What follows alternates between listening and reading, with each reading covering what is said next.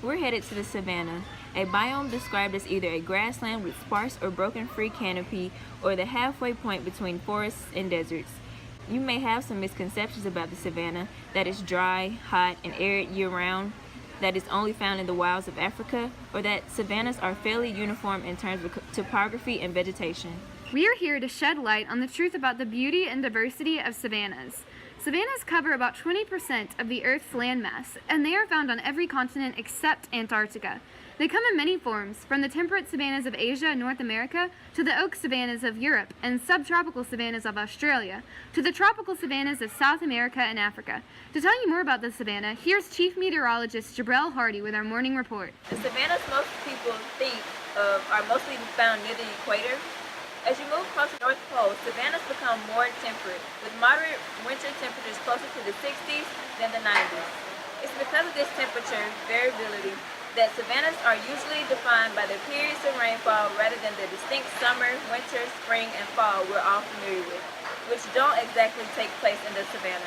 As a result, we recommend that your savanna vacation take place during the earlier part of the dry season in the months of December to March, when grasses are richer and greener, but rain won't keep you stuck indoors. Be sure to pack light tanks, tees, and shorts, as well as wide-brimmed hats and plenty of sunscreen.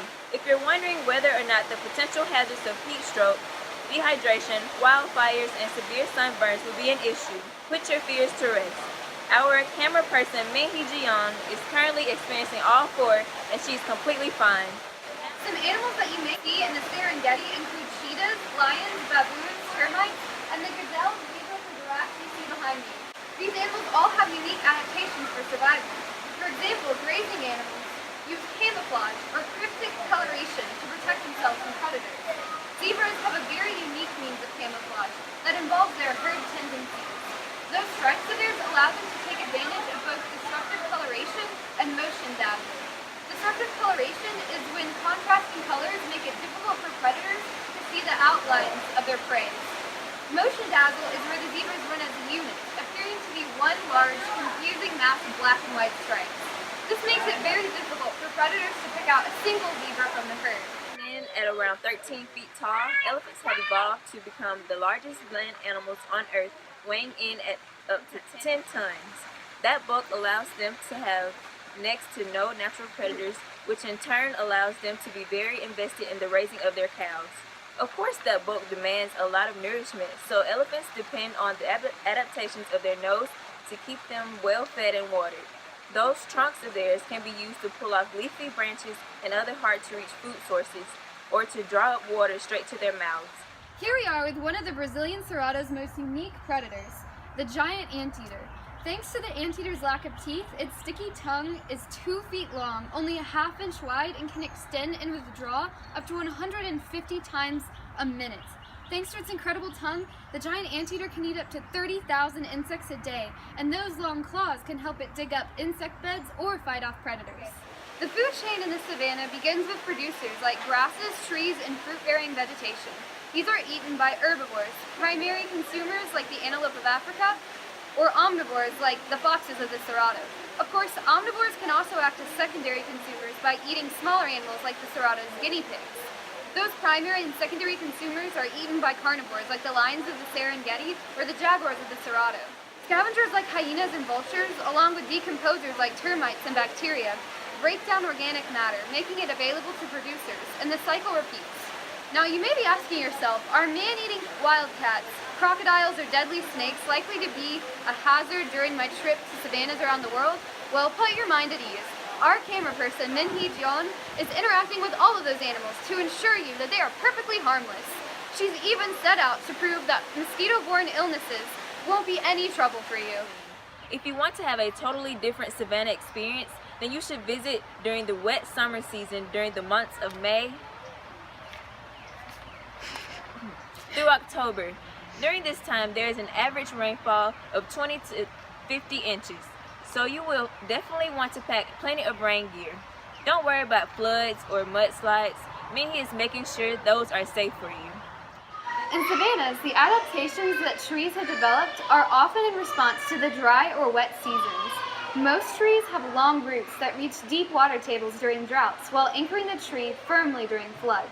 Palm trees are very common on the African savanna, as they have adapted to have thick bark and leaves concentrated toward the tops of the trees to resist both annual dry season fires and annual wet season flooding. The African baobab tree has developed a thick trunk that can grow up to 52 feet in width.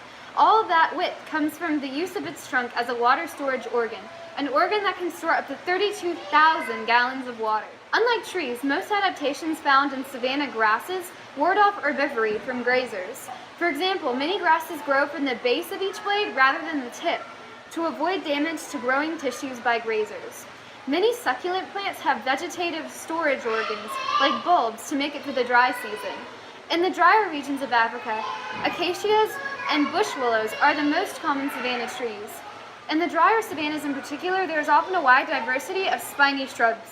Most soils in the savanna are reddish, old, and deep, with low nutrient retention.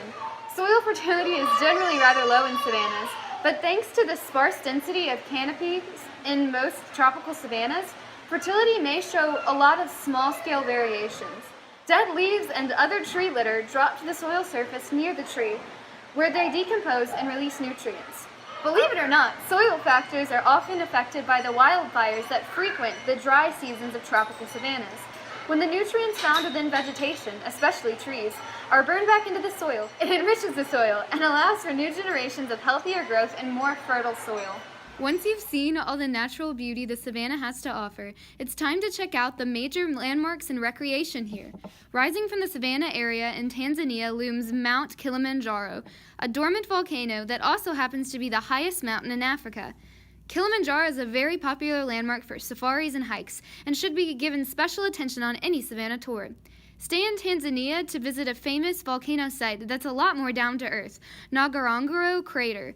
Known for its beautiful landscape and rich species diversity, the crater is actually the world's largest caldera, or crater formed from a volcanic eruption. A couple million years ago, a huge volcano exploded with enough force to collapse on itself, creating a 100 square mile, 2,000 foot deep crater. What recreational opportunities are there in the savanna? Too many to name. Whether it's bird watching or walking down Aboriginal art trails in Australia, seeing the Serengeti from a bird's eye view on hot air balloon tours, or heading to the Victorian source of the Nile for some extreme rafting adventures, guaranteed safe by Menhi, there's always excitement waiting for those who visit the savanna. As you've seen, the opportunities here in the savanna are countless. We hope that we've convinced you to check out all that this amazing biome has to offer. What's that? I left my heart in the Savanna Ooh Na-na.